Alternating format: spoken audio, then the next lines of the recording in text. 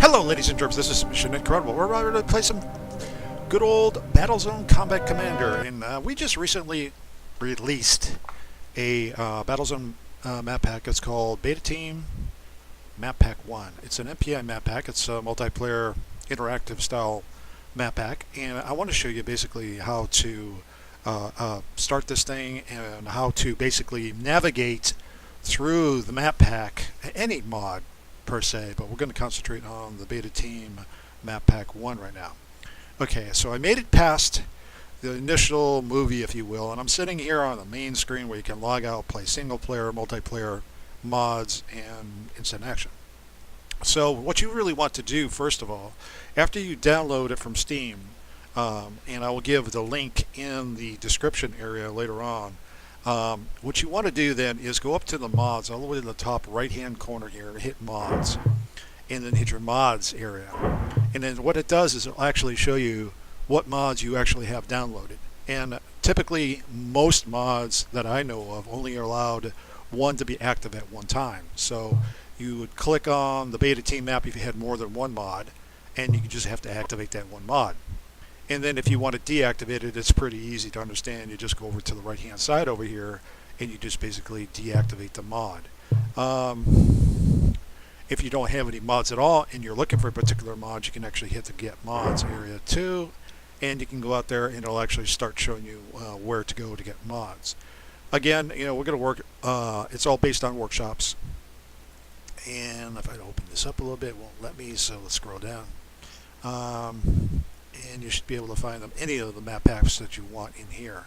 It's not really all that hard to do. It's really simple. And that's it, what I really want to talk about that. I want to get this completely done so people can understand what's going on here. Alright, so what we're going to end up doing here is, okay, the active the mod, and then you basically want to set up something. You want to go back to the main menu, and then for the main menu you want to go into multiplayer. I highly suggest going into multiplayer. Even if it's by yourself and you just want to play solo, you can actually create a game, and you can actually have that game started, and you can actually password it. So you can go ahead and create a game. You don't even have to put your name in there. It'll just put something. You can put something in there if you want to. You don't necessarily have to. Most people that play Battlezone know this already. We'll just throw some junk in here so I don't have any joiners, and then I'll hit OK. Okay, so now anything with the BT MPI is Beta Team MPI maps. And this particular mod, if you will, actually should come out with 15 maps. And you can see that we did put a couple of them together, and that's a pretty decent amount of maps for our first map pack this time. We did a lot of map packs in the old Battlezone 1.2 days. I was known as Major Tom back then. So, what you want to do is you want to decide which map you want to play. And what we did was we actually gave you guys a general idea on strategic levels, meaning, hey, we think that you're going to be able to hold your base on a strategic level. Some of these maps are lower, they're strategic level 2, they're hard, they're not really that difficult, they're not extreme, they're not insane, they're not anything else like that. Whereas if you see Bottlenecked or you see, let's say, Manslaughter, this is extremely difficult. I mean, they just come flying at you, standing off, and they're shooting your stuff up and just making you hate life. That's a good map to play. If you have Manslaughter's a good map to play. If you have like 4 people playing this game, that'll be a decent challenge for everybody. Okay, so let's just pick Copperhead, because Copperhead is a good defensive style map, and we can go ahead and say, okay, so that's the one we want to use.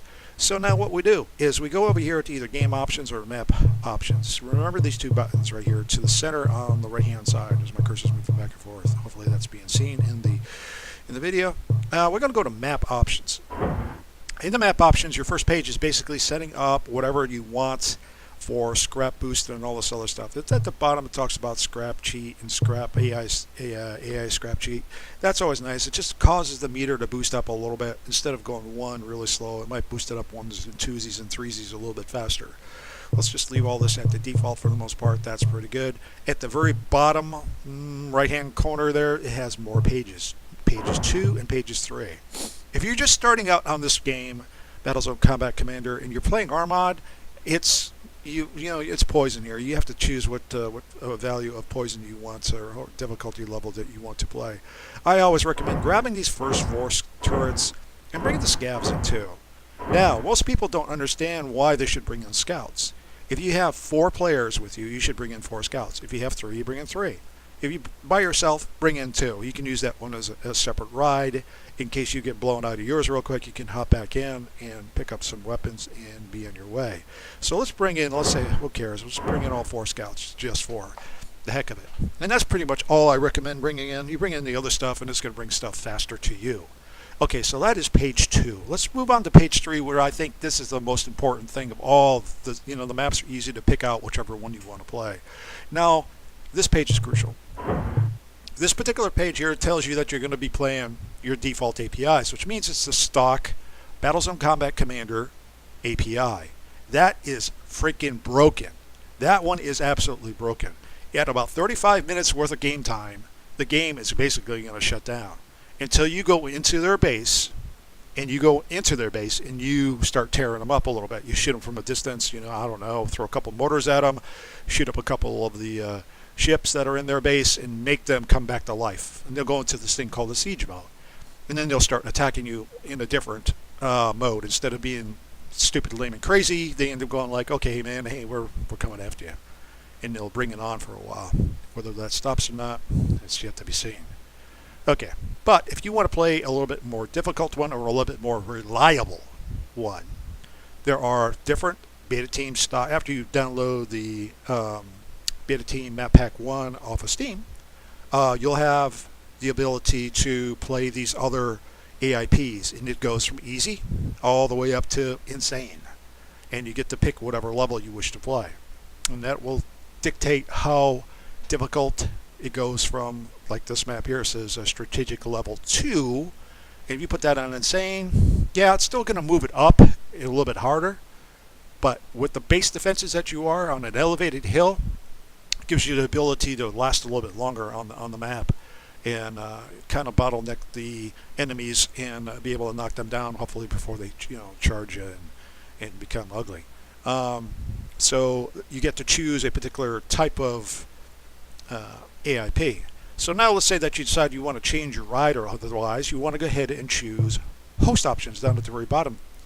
And then you go back into this wonderful world again. You get to choose your rides.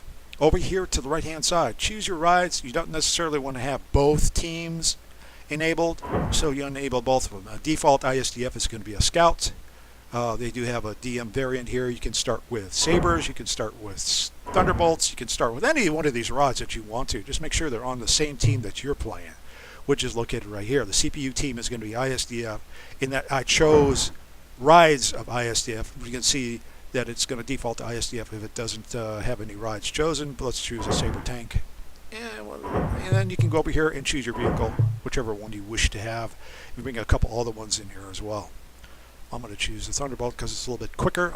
Being the commander, I need a little bit quicker ship. Sometimes it matters. Seconds matter in this game. And then from there, you're about ready to go. Again, if you want a quick review, you can go back in the map options real quick. Yeah, this is pretty much, time limit, no kill limits, no nothing over here. We did a 99 unit limit. They recommend not being over 30. 30 numbers come quick. If you start passing units to other players and you got service trucks on the ground, you got all this other stuff on the ground, moving around, shaking, you hit the 30 unit, and you're going like, Jesus, I can't build anything anymore, so I'm going to have to destroy something. Do I get rid of a builder, or do I get rid of service trucks? Or do I get rid of, extra cabs picking up stuff on the ground?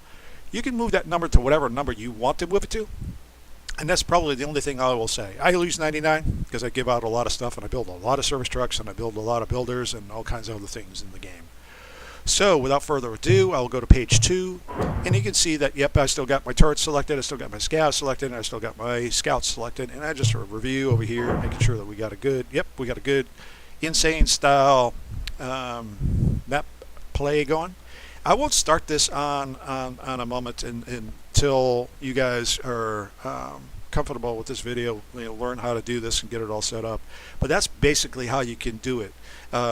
Whichever mod you have selected, it will have the AIPs in here, and you can choose whichever one you wish to choose. You don't have to go insane unless you have 4 people and you really want to have a hell of a time. You can always, difficult is not a bad one to play. Neither is standard or stock. They're all decent. There's not going to be any real crazy stuff coming at you. The higher level you play, the more crazy stuff that's going to come at you. But I will say this, always keep your eyes to the sky for right around the 10 to 12 minute range, maybe the 13-minute range, because a bomber will come typically on any one of these AIPs, and that's even the stock default lame AIP, if you will. So right around 13 minutes, if you don't see the bomber, that's unusual. They're doing something else. They're bringing more units. They're trying to build their base, or they're running their stinking builders across the tundra trying to upgrade all these stinking pools.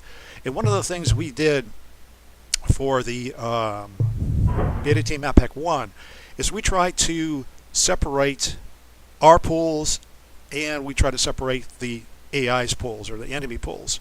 I tried to design the pools to be more pushed towards the enemy side, so therefore the builder doesn't have to travel 2,000, 3,000, 4,000 meters to go upgrade a pool. I mean, I'm like, that's stinking crazy. Why bother? I mean, what the heck good is that for? If he's got, well, I'll say it out loud, we give the enemy side more pools than they need. We give them up to 16 pools. Manslaughter's got 16 stinking enemy pools in their base, so that gives them plenty of scrap to come at us on a full throttle without any major issues. So they got plenty of scrap to bring whatever they want to us. So they don't need to come across the map to get other pools. So we'll kind of give the commander in his base, on most of these maps anyway, 3 or 4 pools, if not more. Some averages 3.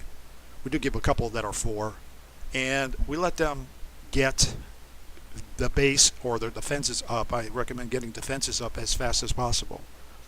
And then, by the time you get your defenses up, they're coming in strong and heavy. You got enough time on the Beta Team Map Pack 1 to pretty much get a good defense up before they start charging you. That's the most important thing. And also, we give you the ability to have some unique defenses at base.